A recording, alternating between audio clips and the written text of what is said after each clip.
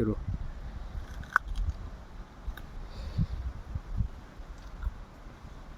মাশাআল্লাহ, অনেক সুস্বাদু। বাংলাদেশের মাটিতে সৌদি খেজুর, এটা অকল্পনীয়। তাও আমাদের কাছাকাছি, একদম কাছাকাছি।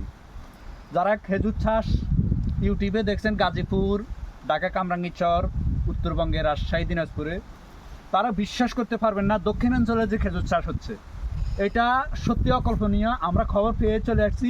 এটি হচ্ছে খাগড়াছড়ির মাটিরাঙ্গা উপজেলার। তো আমরা ভাইয়ের সাথে কথা বললাম।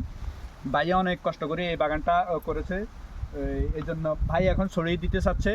তবে আপাতত নতুন পদ্ধতি, যেহেতু উনি প্রাথমিক পর্যায়ে আছে, এখনও পুরোপুরি বেচা বিক্রি শুরু করে নাই।